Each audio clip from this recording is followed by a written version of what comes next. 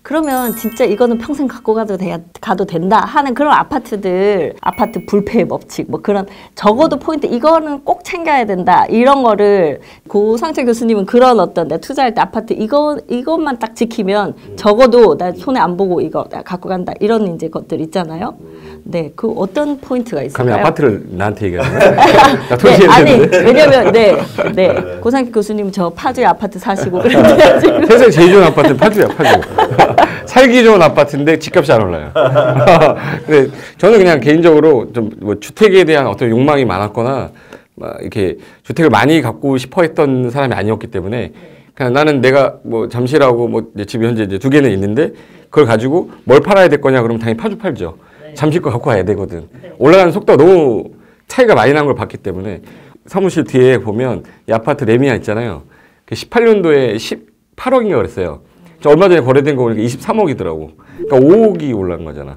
그럼 이제 5억이 아니라 좀 더 있으면 10억까지도 갈 거 차이가 날 건데, 근데 그런 금액 차이가 올라가는 게 지방은 좀 솔직히 많이 못 올라가잖아요. 늦게 올라가고. 그러니까 이제 어쩔 수 없이 이제 지방은 뭐 버리라는 게 아니라 선택을 한다 그러면 어쩔 수 없이 서울로 가야 되고, 강남 송파 또 이제 서초 보면 어쩔 수 없이 또 강남 아니면 난 송파가 더 좋은 것 같아요. 살기는 저는 강남보다는 송파가 더 좋은 것 같고, 그래서 나는 송파에 있는 우리 아파트 끝까지 갖고 가고. 교수님 아파트 거기 있으므로 이제. 우리 아파트 때문에. 사심이 들어가서 형이래. 저는 요즘 이제 사실 문재인 정부가 뭐 잘 아시다시피 이제 정책의 핵심 중에 또 하나가 이제 도시 재생 사업이지 않습니까? 네.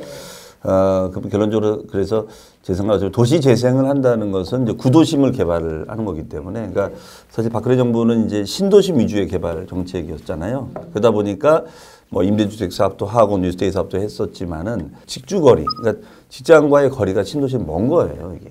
그래서 다시 구도심으로 몰리는데 또 구도심에가 환경이 안 좋잖아요. 근데 그거를 지금 도시재생 사업으로 풀어내고 있기 때문에 제 생각에는 도시재생지의 그 구도심 중에서 어떤 직주거리가 또 이렇게 잘 연결이 돼 있고 또 교통망이 돼 있고. 그러니까 지역이 어디냐고. 지역이 물어보잖아요. 네. 그런데 또 어느 지역을 얘기하면 또 저게 되잖아요. 그렇죠? 저는 아무래도 제가 좀 익숙하고 그런 것이 있는 데가 뭐 청량리 같은데, 청량리라든가 고 주변, 네, 고 일대가 저는 개인적으로 또 청량리가 제가 알기로도 뭐 지금 소위 말해 KTX 노선 들어와 있고 도시재생 사업을 크게 예정되어 있는 걸로 제가 알고 있기 때문에 또 청량리가 앞으로 이제 강남과의 접근성도 좋아질 수밖에 없기 때문에 그런 면에서는 좀 굉장히 가능성이 있지 않을까, 네, 그렇게 좀 생각을 해봅니다. 그렇지. 네. 나는 청량리 그러면 난 용산이 더 나을 것 같아. 용산. 용산 어때? 그렇죠. 용산 좀 비싸잖아. 용산은 난 좋은 것 같은데 비싸서 그렇지. 뭐 강남 좋은 거 다 알지만. 자, 그러면 이제 또 우리 김학렬 소장님의 그런 아파트 투자 불패의 법칙을 들어보겠습니다. 저는 이제 정부에서 분석하는 것들 그대로 그냥 분석이 정확하다고 생각을 하고 있어요. 그러니까 지금 정부가 규제를 하는 지역들이 있거든요. 그 지역은 규제를 하지 않으면 가격이 더 많이 올라가는 지역이기 때문에 규제를 하는 것들이기 때문에 현재 정부가 규제하는 지역들이 제일 일단 1순위인데 제일 강력히 규제하는 데가 제일 좋은 거겠죠. 그러니까 결국 지금 규제 지역이 투기 지역, 투기 과열 지역지구, 조정 대상 지역이 있는데 무조건 돈이 되면 투기 지역 들어가는 것들이고요. 투기 지역의 새 아파트 이건 천하무적입니다. 여기는 그냥 갖고 가시면 되고요. 투기 지역 내에서도 구축까지도 괜찮아요. 근데 이제 투기 과열지구, 조정 대상 지역 같은 경우는 수요가 늘었다 줄었다 하거든요. 그때 다르기 때문에 그렇게 일단 우선 단계를 두시면 좋을 것 같고요. 지금 말씀하신 대로 송파구 너무 좋고요. 송파구 같은 경우는 지금 잠실하고 잠실 외 지역이 있는데 잠실이 워낙 월등히 10년 동안 비쌌고 잠실 외 지역이 좀 싸다가 헬리오시티가 입주함으로써 가격을 좀 많이 올려 끌었어요. 그래서 지금 잠시 송파구에도 새 아파트가 들어오면 그만큼 가격이 올라갈 수 있구나. 뭐 이런 것들 좀 보여준 사례이기 때문에 잠실도 서초구나 강남구보다 좀 저렴하거든요. 그래서 미래 가치를 본다고 하면 괜찮을 것 같고요. 청량리 말씀하셨는데 동대문구거든요. 지금 청량리에 많은 분들이 모를 수 있겠지만 청량리에 지금 노선이 몇 개 있는 줄 아세요? 전철 노선이? 청량리가 꽤 많지? 예, 지금도 6개가 있어요. 모르셨죠? 그래서 지금 6개인데 4개가 더 들어와요. 그럼 10개가 생기거든요. 그러면은 대한민국 철도역 중에서는 여기 제일 많은 겁니다. 그렇죠. 일단 여기 하나 생길 때마다 그 입지 가치가 1조씩 올라간다고 보시면 돼요. 그럼 이제 한 10배가 올라가는 것들이잖아요. 그다음에 이제 거기서 출퇴근할 수 있는 지역이 넓어지기 때문에 근데 지금 문제는 이제 여기 생기는 게 중요한 게 아니라 그 역 주변에 양질의 주거 지역이 생기게 되는 것들이거든요. 그렇죠, 그렇죠. 다행히 최근에 전용 뉴타운, 답신 뉴타운 좀 개발 많이 했고, 그다음에 또 청량리 역 자체가 588 그 부지를 개발해서 동부 청가시장 부지를 부활해서 지금 한양 수자인 뭐 롯데캐슬 엘스카이 다 올라가고 있어서 그리고 이제 또 이쪽 다 지금 기존에 정지가 돼 있던 재건축 재개발이 다 진행이 되고 있거든요. 그래서 아마 청량역 주변의 신규 단지들 같은 경우 말씀하신 대로 다 좋을 것 같고요. 그리고 이제 잘 모르겠다 하시는 분은요, 그냥 제일 비싼 거 하시면 돼요. 어디가 제일 비싸고 좋냐? 그러니까 이번 총선 결과 보시면요, 서울 25개 중에서 딱 4개 구만 빼고 다 싹쓸이 끝났잖아요. 4개 구, 강남, 서초, 송파, 용산구. 다 알아요, 세상 사람들이. 그렇죠. 그건 투표한 거만 보면 알잖아요. 그럼 서울에서는 그 4개 지역이 완전 안전한 지역이에요. 거기는 신축, 구축 따질 게 없어요. 그냥 다 안전한 지역이고, 솔직히 마포, 용산, 성동구, 마용, 송영이라고 하는데 입지가 달라요. 그러니까 용산은 월등히 좋은 거고 마포, 용산, 성동구는 따라가는 거예요, 열심히. 새 아파트 만들어서. 근데 용산구, 강남구, 서초구, 송파구는 새 아파트가 아니어도 돼. 워낙 입지가 좋기 때문에. 다른 지역들은 열심히 노력해갖고 호재 만들고 일자리 만들고 교통 만들고 새 아파트 만들어서 따라가는 것들이거든요. 그러니까 그 정도, 그러니까 그렇게 노력을 하는 것들이 보이면 들어가시면 되고, 잘 모르겠으면 비싼 지역 들어가시면 돼요. 용산, 강남 3구. 그리고 이제 경기도에서는 색깔 보시면 알아요. 이번에 분당만 빨개요. 그러니까 분당은 안전한 수요가 있는 거예요. 그러니까 일개 신도시가 5개가 있는데 분당, 평촌, 삼본, 중동, 일산인데 나머지 4개 지역은 잘 모르겠다예요. 근데 분당은 주변에 어떤 게 들어와도 계속 가격이 올라가요. 근데 지금 솔직히 중동이랑 삼본이랑 평촌이랑 일산 같은 경우는 옆에 경쟁 입지가 많이 들어오면요, 수요를 뺏깁니다. 그러니까 옆에 있는 신규 아파트가 더 비싸져요. 그건 언제든지 수요가 빠질 수 있는 가능성이 높다는 것들이잖아요. 그러니까 일단 절대적인 수요들이 있는 지역들을 먼저 주목하시고요. 물론 비쌉니다. 근데 돈이 없으신 분들은 그 옆 지역에 있는 새 아파트들 이렇게. 그러니까 일단 핵심 지역에 도전하시고 돈이 안 되면 옆으로 가셔야지 싼 지역부터 가격에 맞춰서 들어오시면 절대 안 돼요. 그럼 정답이 아닐 수가 있어요. 예. 과천도 비싸지, 과천은. 과천은요, 강남구 다음입니다. 서초구랑 동급이라고 보시면 좋을 것 같고요. 과천 같은 판교가 경우 될 거다, 뭐 이렇게. 제2의 판교가 아니라 판교하고는 달라요. 그러니까 판교 위고요. 그러니까 과천은 한 번도 서울이 아닌 적도 없었어요. 그러니까 심지어는 2006년도에는요, 강남구보다 비쌌었어요, 과천이. 그렇기 때문에 과천 같은 경우는 그냥 서울의 한 개구, 그러니까 강남, 서초, 과천은 같은 권역이라고 보시면 될 것 같아요. 송파구보다 좋아요, 과천이. 이게 서울이 25개 구잖아요. 근데 과천까지 뽑아서 26개 구라고 그러더라고. 과천이 그만큼. 근데 과천이 인구가 다 해서 6만이 안 되거든요. 그러니까 한 개 동밖에 안 되기 때문에 강남구의 한 개 동 정도로 보시면 돼요. 네. 역삼동 2 이렇게 봐야지. 네. 네. 그리고 뭐 이제 그 02를 써요. 그리고 실질적으로 지역 번호도. 예. 광명하고 비슷하게. 이제 지역 번호 줄 때도 거긴 서울이나 다름없다 이렇게 준 것 같아요. 네. 평당가가 같은 단지에서 다른 경우가 되게 많거든요. 네. 그거 가장 큰 게 어떤 거? 이게 단지별로 이제 소형, 중형, 대형이 있는데요. 수요층이 다릅니다. 일단은 이제 아파트는 기본적으로 30평대가 제일 기본 평형입니다. 방 3개에다가 화장실 2개 있는 거. 그럼 이제 4인 가족이 보통 그렇게 쓰는데요. 4인 가족이면 엄마, 아빠, 애들 둘입니다. 그러니까 엄마, 아빠, 애들 둘이 있으면은 집안의 중심이 애들입니다. 그럼 애들은 교육이 제일 중요하기 때문에 4인 가족이 쓰는 30평대가 많은 지역 같은 경우는 교육 환경이 중요합니다. 그래서 결국은 뭐 학군이라든지 학원가가 있는 지역들 같은 경우는 30평대가 제일 인기가 많을 것 같고요. 20평대 같은 경우는 이제 2명 내지 3명, 그러니까 2명이 제일 많이 삽니다. 근데 그들 같은 경우는 애들이었기 때문에 교육 환경보다는 출퇴근을 할 수 있는 그 역세권 부지들이 좀 인기가 많고요. 20평대 같은 경우는 40평대 같은 경우는요, 이게 좀 사는 느낌이 들거든요. 그래서 40평대, 50평대 같은 경우는 수가 많아서 사는 경우는 이제 별로 없어요. 내가 이 지역에 40평대, 50평대 살 정도로 경제적 여력이 있다는 것들을 남들한테 보여주고 싶은 것들이거든요. 겉으로는 그런 얘기 절대 안 하겠지만. 그렇기 때문에 40평대 같은 경우는 기본적으로 지명을 얘기했을 때 고급 입지여야 돼요. 부러워하는 입지. 예를 들면 이런 것들이죠. 나 강남 압구정동 50평대 살아. 부럽잖아요. 막 친하게 지고 싶고 내 애가 있으면 결혼도 시키고 싶고 그렇게 되는 거잖아요. 근데 경기도가 31개 시군이 있는데 제일 싼 땅이 연천군입니다. 평당 400만 원 정도 하는데 나 연천군에 80평대 아파트 살아. 하나도 안 부럽거든요. 그렇죠. 그런 것들이잖아요. 결국은 그런 지역 같은 경우는 오히려 교통이 불편하기 때문에 걱정이 되는 것들이죠. 정리를 하면은 20평대 같은 경우는 교통이 편리한 지역, 특히 역세권 부지들이 좀 강할 거고요. 그때가 아마 20평대가 제일 비쌀 겁니다. 그리고 30평대 같은 경우는 학군이 좋은 지역들이 30평대가 비쌀 거고요.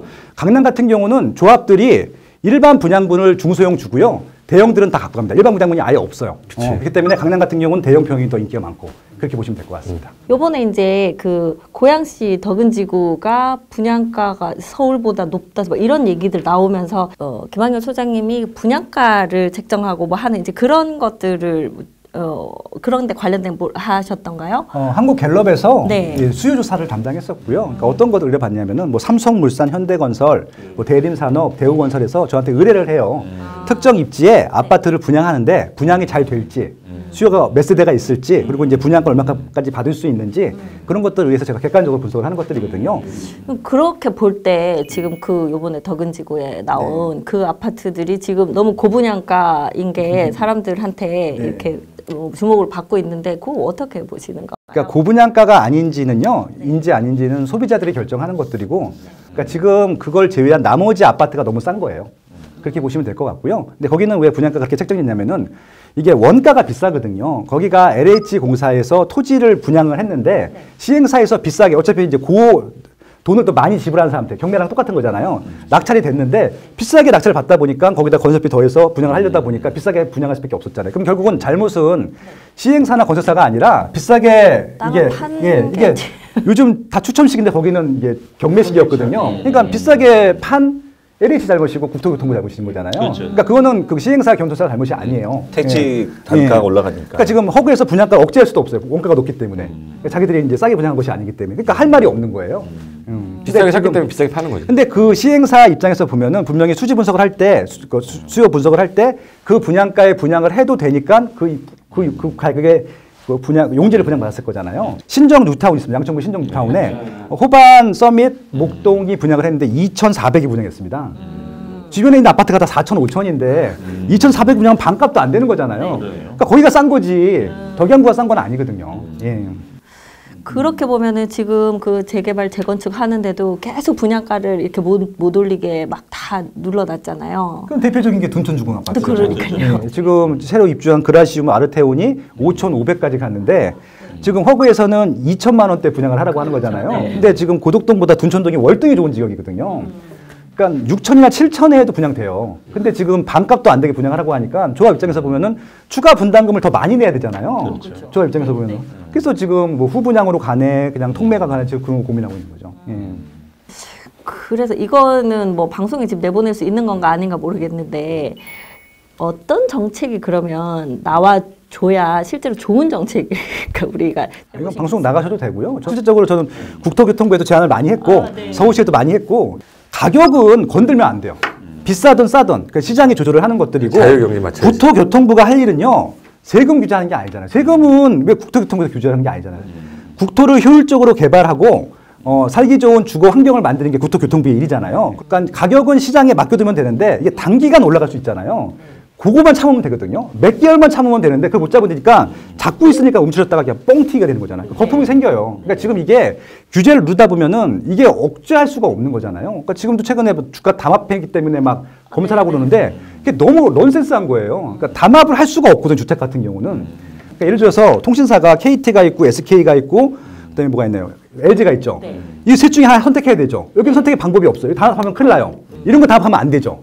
근데 집은 이 아파트가 안 되면 옆 아파트 가면 되고 그 입지가 다 비싸. 그럼 옆 지역 가면 되는 거잖아요. 전국에 다 대안이 있는데 그걸 담합한다고. 그러니까 이게 담합을 하면 가격이 올라간다고 생각을 하는 것 자체가 발상이 너무 낮은 거예요. 절대 담합한다고 가격이 올라가지 않습니다. 왜냐하면 그건 소비자가 결정하는 거지. 담합해서 가격이 올렸는데 그거를 가격을 하게 되면은 그게 시장가예요. 담합해서 올라가는 게 아니라. 예. 혹시 뭐 김윤석 교수님도 그런 어떤 좋은 제안 글쎄 있을까요? 이제 사실은 뭐 저야 이제 뭐 세무 쪽이니까 네. 근데 강남 결론적으로 집값을 잡기 위해서 이 모든 게 시작이 된 거잖아요. 근데 사실은 강남 집값이 안정화된 시점이 판교 신도시의 대체제가 생겼을 때 그때가 가격이 그나마 좀 안정화됐었다라고 제가 이제 얼핏 언론 기사에 본 적이 있었던 것 같거든요. 그래서 좀 더 이제 앞으로는 공급 정책이나 이런 것들을 특히 이제 도시 재생지에 대한 어떤 공급 정책이나 이런 또 재건축 재개발한 정책을 좀 더 이렇게 좀 자율적인 방식으로 반품과 거기가 그 재건축 그 지역에 리츠 자금이 들어와서 일부를 리츠가 좀 해결해주고 그래서 좀 조합원들의 이익도 대변해주고 또 리츠가 걸려서 임대 사업을 해서 공공성을 좀 하자 뭐 그런 것도 하나의 좀 아이디어인 것 같더라고요. 예를 들어서요. 그러니까 막 엄청난 아이디어들을 어쨌든 이렇게 풀어보려고 하는데 그게 다 이렇게 받아들여지지 않는 게. 그러니까 정치적인 선택들을 해야 되다 보니까 네. 이게 좀 이렇게 모순이 되거나 억지 정책들이 나오게 되는 것들이거든요. 그러니까 강남을 그냥 포기하면 되거든요. 그러니까 자꾸 강남 하니까 사람들이 다 강남만 보고 있잖아요. 근데 대한민국 5천만이 강남에 살 수가 없잖아요. 50만밖에 못 살거든요. 그러니까 그렇죠. 다른 지역도 살기 좋다. 살기 좋게 만들고 있다. 글로 가라. 이렇게 하면 가거든요. 맞아요. 살기 좋게 만들어 놓고 자발적으로 가거든요. 근데 자꾸 강남 하니까 사람들이 강남만 좋은 줄 알고 강남만 보고 있잖아요. 그러니까 오히려 강남 같은 경우는 저희 더 비싸게 해서 돈 없는 사람 들어오지 말라고 하는 게 맞을 것 같아요. 그래서 세금 정말 많이 걷고 세금 왕창 뜯어다가 공공 임대주택 만들고 그렇게 하려고 하는 게 좋은 것들이잖아요. 오히려 그게 더 자연스러울 것 같아요. 네. 고상철 교수님은 뭐 아이디어. 저는 네. 국회의원이 이제 법을 만들고 정책을 국가가 만드는 건데 저는 그렇게 생각했어요. 어떤 정책이 나오든 간에 찬성하는 자가 있고 반대하는 자가 있거든요. 근데 저는 투자자 입장으로만 항상 봐왔기 때문에 저 정책이 나오면 아, 나 이렇게 움직여야겠다라는 생각을 했지 정책을 바로잡고 싶다라는 생각 해본 적은 별로 없어요. 내가 올바른 정책을 만들 수 있는 사람이 되었을 때 이렇게 했으면 좋겠다라고 내 생각을 딱 만들어놔도 꼭 반대하는 사람이 있을 것 같아. 아, 이 정책이 나와서 투기가지고 어디가 지정됐다. 아, 나는 빨리 이사를 가야겠구나. 아, 나는 빨리 집을 팔아야겠구나. 그거를 찾는 게 나는 우리 투자자 입장에서 전 그게 나을 것 같아요. 빠솜님의 이제 앞으로 지금 그 스마트 튜브 어떻게 뭐 하고 어떤 본인의 목표나 계획 같은 거 이제 있으시면 한번 들어보고 싶어서. 제가 바라는 건 딱 하나예요. 부동산에 대중화고요. 자꾸 부동산을 자꾸 이제 투기꾼, 나쁜 거, 불법행위, 탈세, 탈법 이렇게 보고 있거든요. 그렇기 때문에 주식은 나쁘다고 안 하고 부동산만 나쁘다고 하는 거예요. 이것들이 그동안 우리가 보여줬던 병폐들 때문에 그런 것 같거든요. 그래서 투명하게 하는 활동들을 좀 하고 있는 것들이고요. 그래서 좀 부동산의 대중화, 부동산을 좀 알려주는 것들을 하고 있고 투명하게 거래되는 것들, 그다음에 또 그런 인식들을 좀 좁혀주고 있거든요. 그래서 전 제도권, 그나마 이제 부동산 전문가들은 완전히 좀 꾼으로 보였었는데 진짜 전문가고 연구원처럼 보이기 위해서 그런 활동들을 계속 하고 있을 거고요. 일반 소비자들한테 많이 다가갈 수 있는 역할들을 많이 할 것 같고요. 그리고 또 정책적인 제안도 많이 하고 있습니다. 그건 공공 목적이고요. 정말 대한민국 국민들이 정말 다 잘 살았으면 좋겠습니다. 아무튼 이제 가짜 뉴스가 안 생길 수 있도록 열심히 좀 공공적인 활동하겠습니다. 네. 네, 감사합니다. 자, 오늘 긴 시간 또 이렇게 말씀 감사드리고 랜드프로 부동산 TV 구독과 좋아요. 알림 설정. 감사합니다. 네. 그렇습니다.